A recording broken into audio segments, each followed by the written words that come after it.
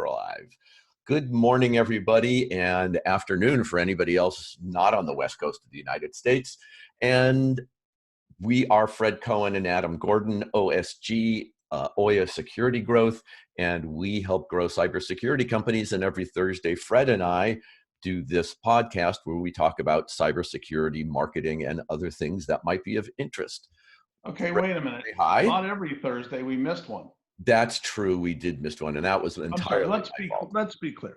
Let's be clear. You missed one. I missed one. Yes, that's Okay. right. Absolutely. And so every week we come and we talk about things that we find interesting. You know, the last couple of weeks, of course, we've been talking about COVID and things like that. And I suppose we're probably going to stay generally in that location for the moment. What I wanted to do this week, Fred, was to talk about the scams that we're seeing around COVID and what you think about them in terms of cybersecurity, what a typical or a prudent cybersecurity response to these would be. Well, so first of all, it's just perfect that you brought that up today, because today we just got a release from the task force. I can't even remember the name of it anymore. U.S. Secret Service had the Electronic Crimes Task Force, and they just sent out a release, about the scams that people are doing right now, right? And there are a lot of them. And I've been, working with companies in my portfolio to help with their attempts to help others address needs for COVID, and a variety of different things. And so one of those groups ended up, they actually, got arrangements with China to order a whole bunch of, probably it's $100 million worth of something or another, sent the money. They had to, bring cash for, a couple $100,000 just to get the deal. Yeah. U.S. currency, of course. Suitcases full of cash. Sounds like a drug deal. Well, not suitcases. They're bags, but similar. And then they actually flew aircraft to go pick it up. So they had to fly their own aircraft into China to pick it up. They get to China on the ground, and the guys in China say, "Oh, sorry, we sold it to somebody who paid more." And then they wouldn't even give back the, duffel bags of cash. Right. So apparently the Chinese government made them give back the duffel bags full of cash. Oh, well, that's nice of them. Well, no, it's what they should have done is, shot them. Well, in China, you do that. In the U.S., you just arrest them. But it's the same thing. All right, maybe it's a little being bit. in an American jail or being dead in China is the same thing. Well, when you talk about are there things that are worse, the answer is probably it's better to be dead in China than in a re-education camp. That reminds me of one of my favorite lines from one of my favorite TV shows, Arrested Development, where she said, "I'd rather be dead in California than alive in Texas." Oh, well, then it should remind you of Huey Long. Why and why is that? Well, Huey Long is a famous politician from Louisiana. And at one point, he said, "When I die, I want you to bury me in Louisiana so I can continue to take part in state politics." Or something, not exactly this, or something like that.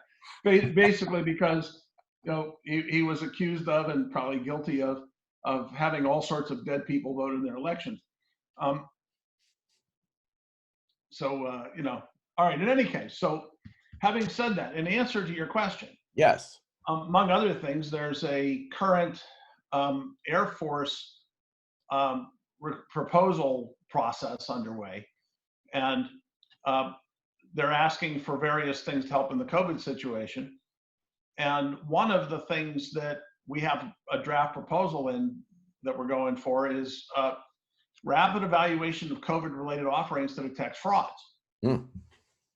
So the idea here is, however it is that we're planning and proposing to do it, the idea is that whenever somebody, for example, in a state government or in a hospital facility or something like that, has somebody that's offering them some supplies that are hard to find in the market and expensive, that instead of just sending them the money, they just send in the information to obviously a web portal of some sort, and it'll go through. And if it's already seen it as a fraud, it'll say known fraud. But if it hasn't, then it'll have some investigative framework to be able to first give you a likelihood assessment that it's a fraud, and then if important, continue down that process. And I guess if you were even a little bit more clever about it, you would say, by the way, you can buy the things legitimately here. Yeah. And that's when I see models like that, I think of one of the companies that were one of my clients a number of years ago, which was Postini. And they were able to do what they did simply because not of any individual email that they tracked, but because of the mass of them, and putting that data together enabled them to very closely figure out what IP addresses were causing the problems. This is sort of the same model in that, you gather all the information you can together in one place, and merely the size of it and the cross-referenceability of it provides enormous value in being able to figure out what's going on. It doesn't take a whole lot of sophistication to look up, somebody from Indonesia claims to be a prince, offering, asking you to help them take large amounts of money out of their country, if you'll only give them access to a bank account with a couple $1,000 so they can bribe this guy. Right, exactly. So somehow, the whatever the scam is, that's a known scam, not complicated to find, but people still get scammed by it. Yeah. Because they don't know about it. Yeah. So instead of everybody learning, everything about every scam that's ever been out there. I mean, I wrote a book on this and studied it, as part of my deception research for a long time, and have automated tools and so forth. But the average person doesn't know they're being scammed, or else the scammer would move on to something else. Right. So just providing an automated mechanism to throw in the whatever they said to you and say, obvious spam number 253 from known bad actor, don't bother. And that's where I always felt that the company Snopes really fell down. And I think they're still around even. You can go check out scams on their website. They just never did enough to really insert themselves into, general digital life. Because that would have been, think about it as a web browser extension, for instance. Oh, no, this page, we know this page. Don't go there. No, but so for web pages, that's already done, right? So Google, for example, has fraud alerts built in if you enable them. Right, but here I'm thinking about other kinds of fraud, or something that you could look up really quickly. That, I'm the IRS is calling me. They never did. No, the IRS does occasionally call you, but you don't want to answer that call either. Even if it is the IRS, you don't want to answer, and if it's not the IRS, you don't want to answer. So anytime somebody's saying, hi, I'm from the IRS, or generally from the government, and I'm here to help you, I think the proper response is something along the lines of, sorry, there's no phone line. Click, hang up, and then put that number in. You're never answering that number again. That's definitely the Ronald Reagan approach, because he said almost exactly the same thing in 1974, I think it was. The worst words in the world are, I'm from the government and I'm here to help. It turns out there are lots of people from government that are in fact here to help us. Yes. And they're legitimate and they're hardworking, thoughtful, good people that do that. Yes. The problem is that no. One bad apple spoils the bunch, right? But it's not just the occasional person from the government who's less than ideal. it's that my God, there are a lot of fraudsters who don't mind being arrested for operating under the color of authority. Right? That's true. So, if you're willing to, shoot people, steal from them, rip them off electronically or whatever, you're probably willing to lie about being from the government. More than likely. And actually, this segues nicely into this next part I wanted to talk about, which is, this is the famous John Hopkins COVID dashboard that I guess a lot of the world is actually going to these days. And this article is about how hackers are inserting code into it because people feel safe when on the site. I'm sorry, they're inserting code into that website or into other places that point to it? They're both, I believe, is what this is. They're inserting code into this website and actually infecting people from here. And that, I think, is just, there's a lot of morality Yeah, I'm not sure that badness in that's that. actually true. I haven't seen that from multiple independent sources. And normally that's the Okay. kind of thing that I would certainly be aware of within hours to a day. Okay. So it seems, So you think this report itself is specious? well, no. It's that your ability to read these things and understand what they mean might be limited compared to my view when I read it. That's true. So it Absolutely. might say, for example, that this thing points to other sites, or that when you go to visit this site, you're being redirected to other sites that show you this while inserting the code. There's all sorts of ways to inject code without it necessarily being code that was injected at that site by that site. Right, right. And I guess what they say down here is that some of it is redirects and some of it is making other sites that look a lot like this. Yeah, there you go. Yeah. So neither of those have anything to do with the legitimate site, right? So a redirect, for example, would be something where when you try to go to that site, if you misspell something, it takes you somewhere else, right? So you buy the domain names that are near that domain name, off by a character or something like that, or a misspelling, and then you create. It's not necessarily a redirection. You just create a site that does that. Another way is you provide a link in your site that takes them there, but doesn't actually take them there, takes them to another site, which then acts as a proxy and shows stuff as if it was from their site, but in the meanwhile injects stuff in the middle, Right. attempts. And then there are also cross-site scripting and so forth. So it might be that the site points to other sites that one way or the other can be altered. Or obviously, if I can get in between you and the site, then I can do whatever I want. Right. Yeah. Right. And then this was the other thing I found is that, large company CISOs are starting to have to figure out how to deal with this, because clearly this is not just going to be, a 90-day thing. This is going to be with us for a long time, and the general shape of work is going to change. And so, Yay. yay. We finally figured it out. So this is You've called been digital transformation. And for those that didn't start it in the 1990s or the 2000s or the 2010s, they're finally getting to the point where they're going to start it. Yeah. Yep. So if you were 25 years behind, you're going to have to catch up to 25 years ago now. Yep. And so, I'm just wondering how you, as a cybersecurity luminary in the world, what are the top couple of suggestions you might give to some of these big company CISOs who would be scrambling to catch up, as this headline says? Well, wordsmith, what does the word luminary mean? It means one who brings light. Ah, so I feel as if I am a luminary, and I'm You are, going to enlighten you all. you are a luminary in the cybersecurity field. There's no It's doubt the about it. same thing we've been talking about for the last at least 25 years when the internet first arose. And it's the thing that all those standards were created for. And it's the things that our standards of practice were created for. And it's the thing that our assessments have been talking about and telling you is the path forward for many years.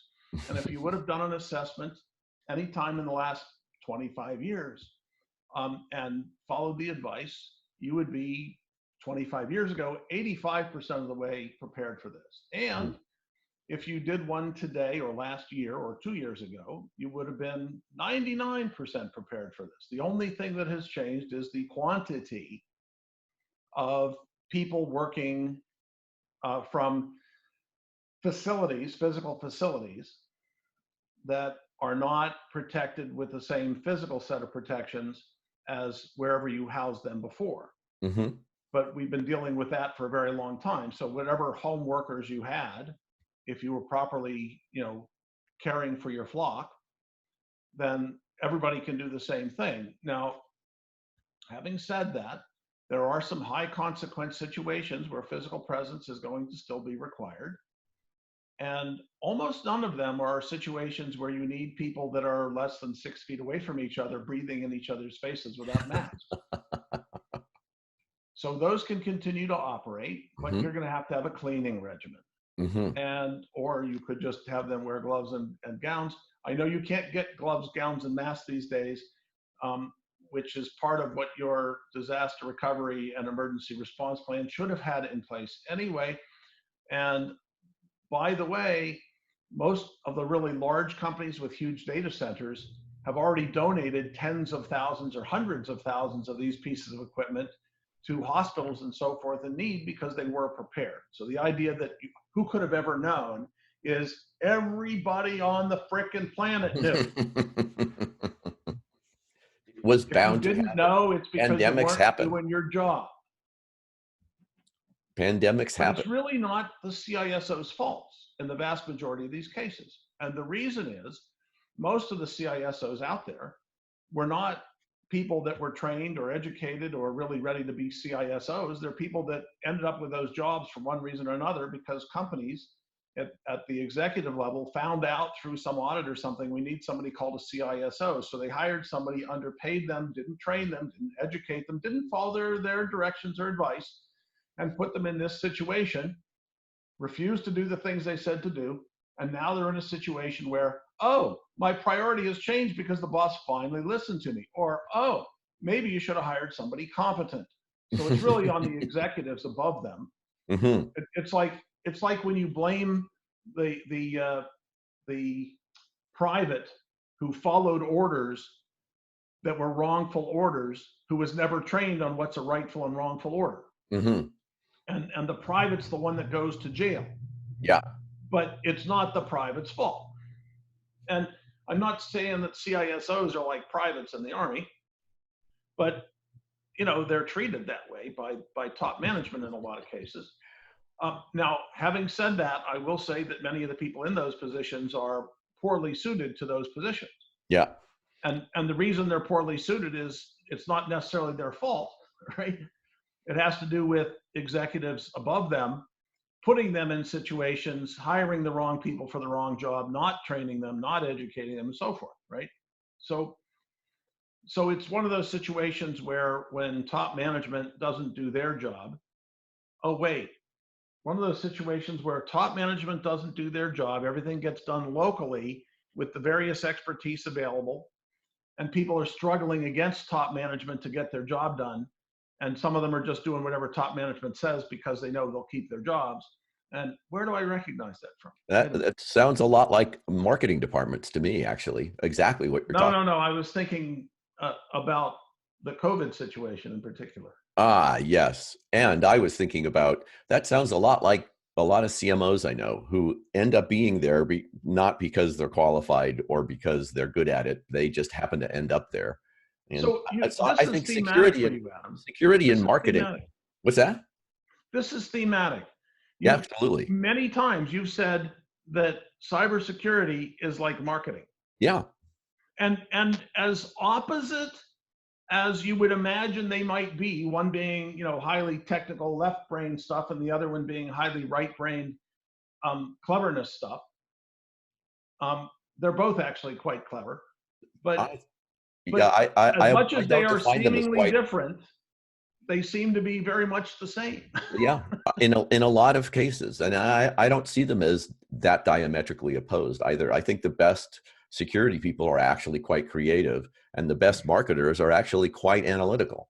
So I see a lot more overlap there than you and I have talked about before. But this is definitely an area, how the general department of security and marketing gets treated by a lot of executives is kind of like something that they think they have to do, but they really don't care enough about it to actually really do something valuable. So who makes more money, the marketing guy or the?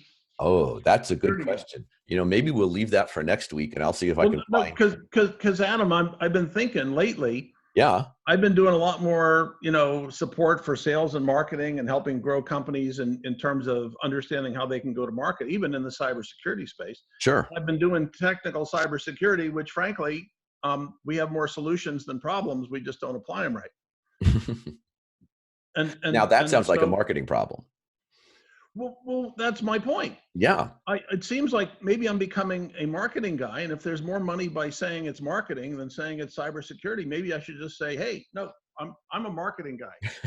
You Well, know? I'll see if I can do a salary study in the next week, and the next podcast will report on relative incomes of CISOs Right? and But CMOs. it's not just salary; it's the ability to get jobs. There are a lot more marketing jobs than there are CISO jobs. Well, I don't know. Well, And besides, hold on, hold on. instead of facing all There's the technical BS, I can say simple things like, "Hey, I'm the corporate storyteller." And see, it's simple and people love it because everybody has a story that they want to tell, and every company has a story and they should be telling it. Well, that part of the point there is they want to tell that story. Yeah. On the security side, nobody wants security. Yeah, they want the effect of it, but do you really want those bars on your window, or would you rather just live in a neighborhood that doesn't require it? Very much so. And frankly, I think security, especially for big companies these days, how they secure themselves, it should be part of their marketing. They don't have to give away the keys to the kingdom, but they should be explaining to people what they do to keep everything safe. I think that's a huge branding issue. Yeah, no,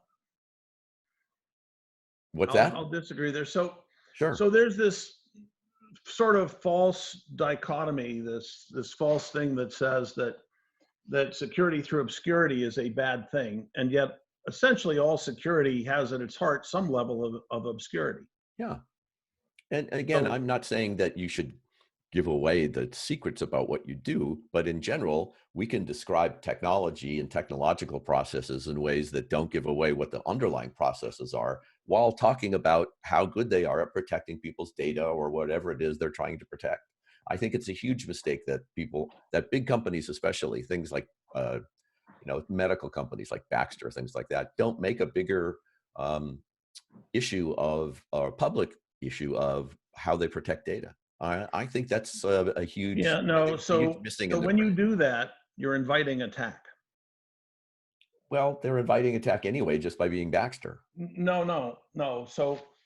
There, so long time ago, Yeah. people in security came to understand that you don't advertise, you don't make claims, you don't challenge people. You try to obscure and obfuscate the things, essentially whatever you can, in terms of your protective environment. Which is not to say that you should use techniques that nobody else ever heard of, right? Right. So the notion of security through obscurity stems from, I'm going to use an encryption algorithm that nobody else knows about because they'll never figure it out. Right. Like, here's what I'm going to do. I'm going to flip every other bit from 1 to 0 or 0 to 1, but leave the other ones alone, Mm-hmm. which will last approximately, well, not as long as what I just used to describe. Less time than it took But to describe it. but we won't tell anyone. So that's security through obscurity, or I might say that's morbidity through stupidity, because that program will die. But the other side of it is, you can't carry that too far. You need to recognize that if I say, we're using blah blah blah encryption to protect your data, then people that understand encryption will say, aha, either for me, that's something that I know how to defeat and I'll go defeat it. Or for me, that's something I know I can't defeat and I won't waste my time trying to. Mm-hmm. So you're only giving aid and comfort to the enemy. Well, so my response to that, Fred, would be whoever was writing that copy wasn't doing a very good job, because you could take all of that, turn it into copy that would sound to the normal consumer exactly like what they would want to hear in order to trust the company, and not give anything away to the technical guys, the hackers, who would be looking at that, trying to figure out how to get you. There's definitely a middle road there. And it's just a So matter you can of try. telling the story in a way that you're not giving away secrets. You can try, but I'll tell you what's most trustworthy. Yeah. Have no security related incidents. Yeah. And have a good brand that people love. So Yeah. where do you hear about Coca-Cola cybersecurity? Is there a big cybersecurity push in the Coca-Cola company? There would be if they got hacked.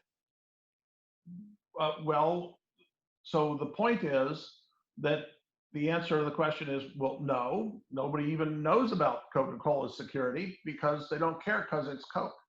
And that's what they're paying attention to. So why in God's name would you want somebody to focus on your cybersecurity program? Well, if you're Coke, you wouldn't. But if you're Baxter or somebody who has also a public image and more scientific. All right. So who's Baxter? Baxter is a medical device manufacturer. And why would they want to focus people's attention on anything other than saving people's lives? Because I believe in the coming years that all aspects of a brand are going to be open to examination. And that if you don't say something publicly about how you protect your data, that... Hello? Hello. I'm still here, but somehow I'm connected to mobile device. I think we got Zoom bombed. No, there's no Zoom. It's not. This is the highly sophisticated nature of information technology. Okay, well, with our technical trouble, I'm going to end this session for the week. Fred, thank you very much. Thank you, all of our fans out there, and we'll be back next week. We are Oya Security Growth, and we help grow cybersecurity companies. There's no tech.